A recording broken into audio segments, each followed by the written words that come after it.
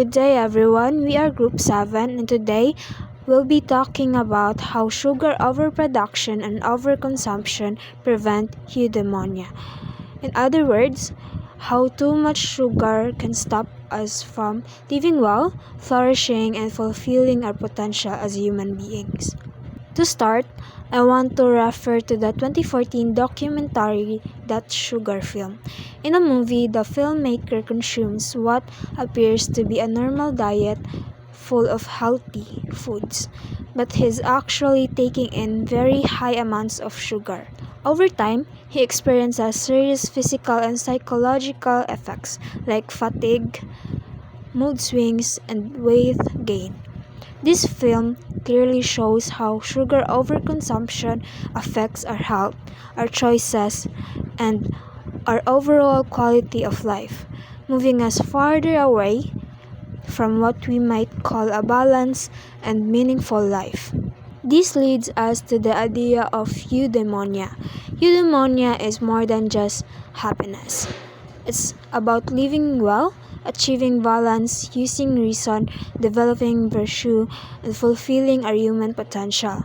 Anything that harms our health, our ability to think clearly, or our long-term well-being, like excessive sugar consumption, prevents us from reaching eudaimonia. Before diving into the details, let me give a quick overview of the matters our group will be discussing today. I am Arana Shankulina and my part is the first part, which is how sugar overproduction and overconsumption prevent eudaimonia.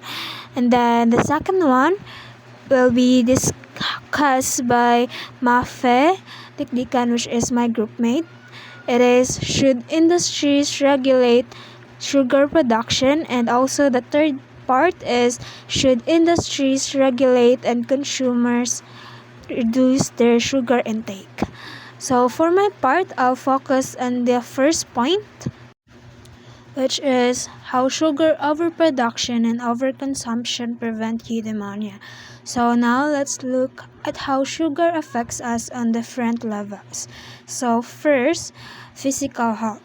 So when it comes to physical health, excessive sugar intake can lead to serious health problems such as obesity, diabetes, and heart disease. When our bodies are unhealthy, it becomes very difficult to live actively and make rational, meaningful choices, both of which are essential for eudaimonia. Second, psychological effects. So we are certain that sugar can be addictive. Many people rely on sweets or sugary drinks for quick pleasure or comfort.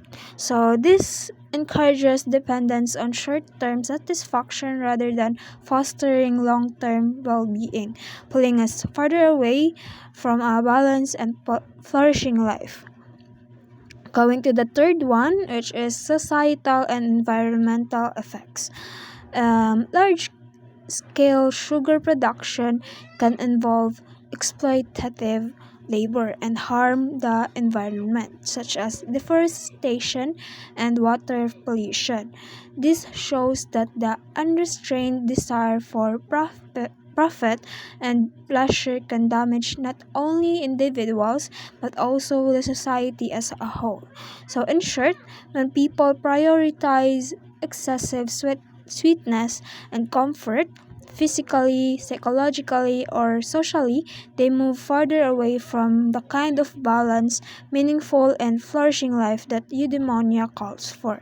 Should industries regulate and consumers reduce? Industries have the responsibility to be honest about how much sugar is in their products. They must ensure that their products promote health rather than harm by limiting hidden sugars, providing transparent labeling, and marketing responsibly, especially to children. So, by adopting those practices, they can align themselves with the virtues of justice and responsibility. Meanwhile, as consumers, we must also exercise self-control. So we must discipline ourselves, no? We must be aware of what we are eating and we should always check our sugar intake to avoid any complication, especially sa atong health. And kay in the end, kita raman siya po ang mag-suffer sa consequences sa atong choices. So, practicing moderation in consumption not only protects our health but also reflects a commitment to reason and virtue, which are the key elements of living a good life. Eudaimonia is not achieved alone. It is something we reach together. Both our individual choices and the systems we lived in play a role in creating a community where everyone can truly flourish. When industries practice ethical production and we, the consumers, embrace moderation, society can move toward a balanced relationship with pleasure and material needs. Our goal is not to completely remove or eliminate sweetness from life, but to enjoy it in harmony and in moderation with health, wisdom, and moral integrity. It's only by working together to find balance that we can truly grow and reach genuine eudaimonia. To conclude, sugar overproduction and overconsumption pull us away from eudaimonia by causing harm to our bodies, minds, and even our communities. But by working together, industries regulating production and consumers practicing moderation, we can move closer to the good life. The goal is not to remove sweetness from life, but to enjoy it wisely and in balance. That's all for our presentation, and thank you for listening.